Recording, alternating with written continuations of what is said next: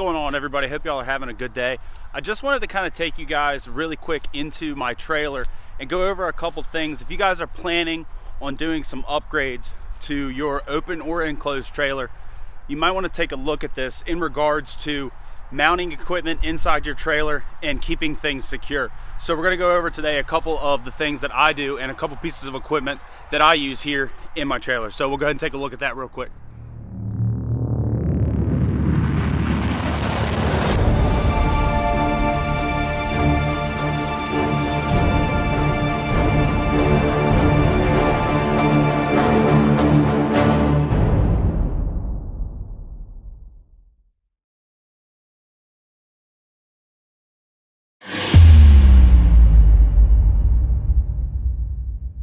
This video, the intention really is to kind of get you guys just in the mindset of thinking ahead for the year, for the season. We're going to go over the racks that I use here in the trailer, and we'll just kind of go over a couple features of them, a couple of things that I've found out since installing them on my trailer, and a couple of the cool features that they have, and more or less just to kind of show you guys how I run the setup here in my trailer, and a couple of things that I've discovered over the years of running them, because I have been running them now for about 3 seasons. This will be about the 4th season that I've had them inside my trailer. So let's go ahead and take a look at exactly what I'm talking about, and hope you guys enjoy. The first one we'll take a look at here is the blower rack that I keep my little Husqvarna 150 BT on. This one in particular, you can move all of these adjustments to fit a bigger blower. This thing will fit the new Echo PB9010, but I do have this one on here right now. It's just very small. You can adjust all of these all the way out on each side there, adjust how high this goes up, how this sits.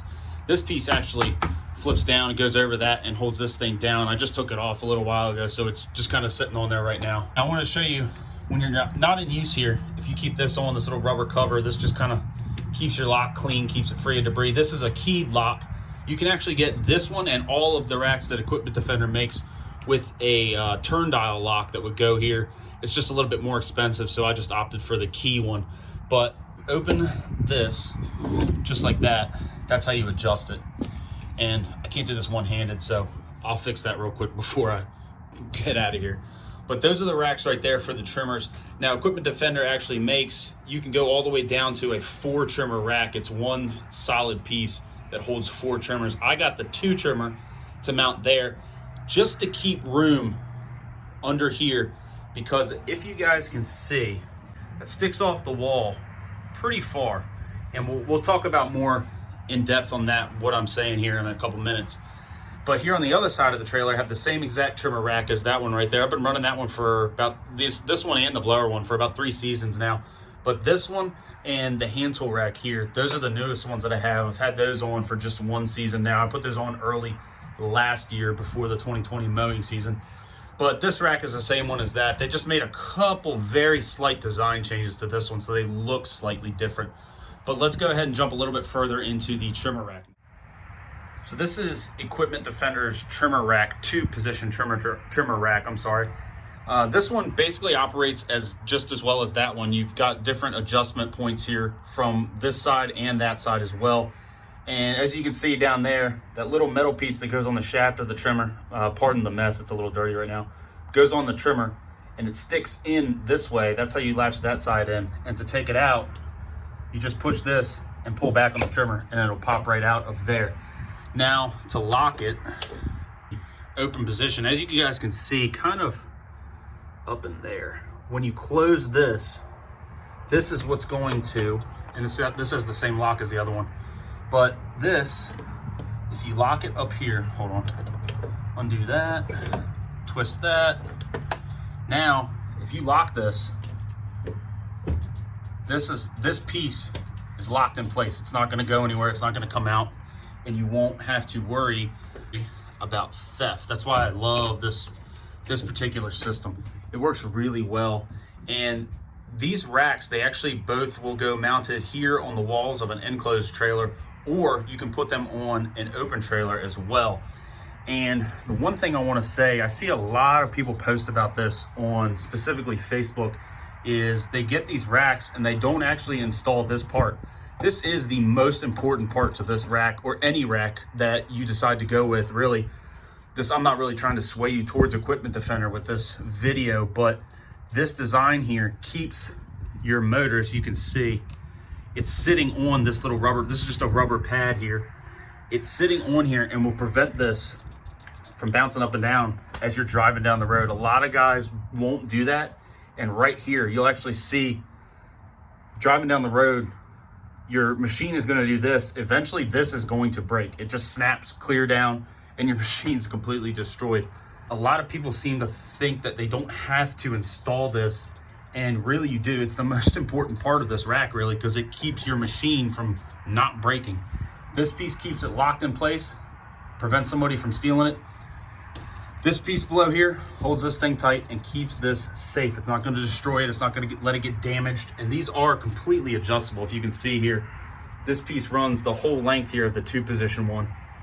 And these are all adjustable up, down. You can move this piece in or out depending on what you have mounted on here. However you need it to meet right there to hold this from bouncing. This doesn't bounce anywhere. This one doesn't bounce anywhere. And the same for these two over here. It's the same exact system, same exact way it's done there. So let's go ahead and walk over here to the hand tool rack. So this is the little hand tool rack that I picked up by Equipment Defender as well. As you can see, here's the handle that actually sticks through here. I've just got this sitting up here. This thing's really tight in here. It's not gonna bounce out or anything. But this keeps all of your hand tools from sliding in or out. And the cool thing about this is you can put all kinds of tools on here. As you can see, I've got 1, 2, 3, 4, 5, 6, 7 different hand tools mounted on this thing. I've got the rake, I've got the root slayer shovel here, I've got my edger, 2 other shovels, and this metal rake back here as well. This thing is really nice for keeping all this crap off the floor. You don't want to have to just keep tripping over it. Everything's still a little dirty in here. I got to get all that cleaned up. But I went ahead and mounted that piece of wood there behind it just to keep the stability of it from this direction.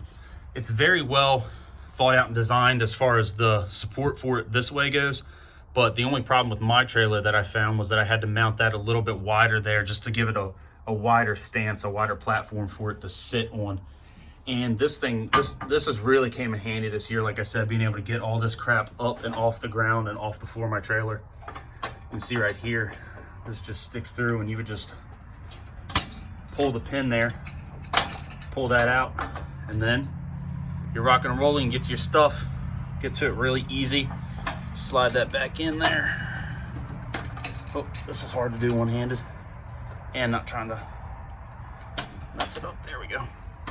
So that's in there very tight. So that's the hand tool rack there. So I kind of mentioned it earlier towards the beginning of this video.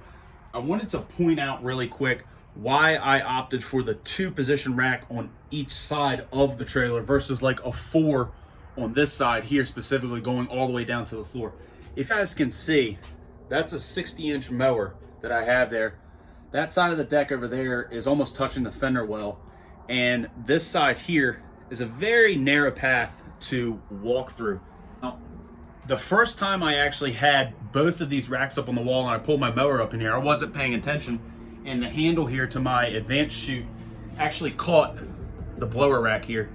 I did not intend to do that, and it was very quick. It just barely tapped it. I was able to save it and then back up and reposition the mower a little bit better. If you have an 8-foot wide trailer, that's what kind of trailer we're in right now. This is an 8x16. This is how much room having a 60-inch mower in here gives you. As you can see, that's against the wall there. And this is a little path that I have.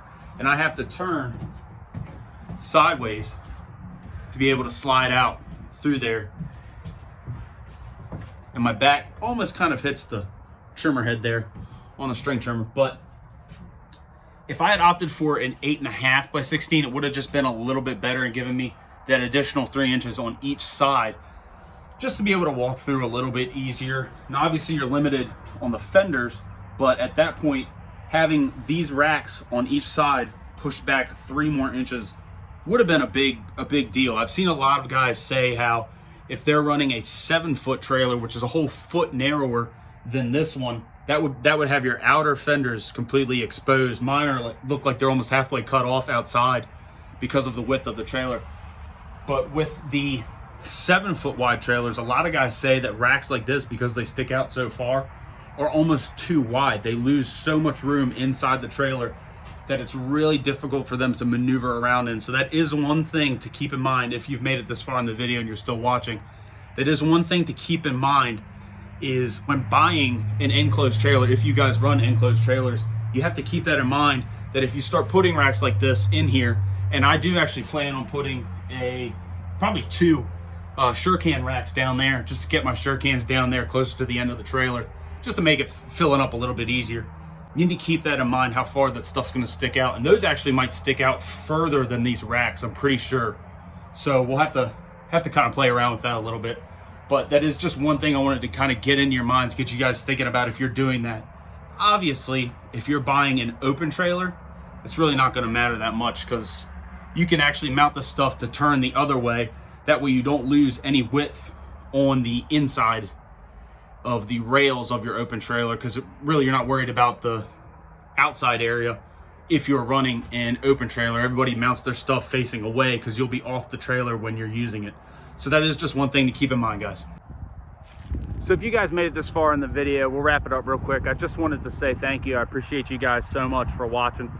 If you liked it, hit that thumbs up button, drop me a comment, let me know what you guys thought. And if you're not already, go ahead and hit that subscribe button. I genuinely appreciate it. I know a lot of people say that. I actually do. I really, really appreciate every single one of you guys that interact. So just wanted to wrap it up by stating that is just the way that I have mounted stuff in my trailer. I use the Equipment Defender racks. This video wasn't intended to sway anybody towards one side or the other. I know Green Touch is another very popular brand that makes very good stuff as well. I've actually seen and used their stuff in person, on top of running my own Equipment Defender here in my trailer. I actually bought the Equipment Defender stuff to run in my open trailer over there. And I can't remember if I mentioned earlier or not, but that is the intention that I purchased those for, was to have them mounted on an open trailer, but I wound up buying this trailer shortly after. And we're also going to do a video probably over the next week or two, hopefully, of the EasyTrack flooring system that I'm going to mount here on the floor of my trailer to hold everything down just a little bit better than the way I had been doing it. So keep your eyes peeled for that video as well, guys. Like I said, just thank you guys so much for watching. Really appreciate it.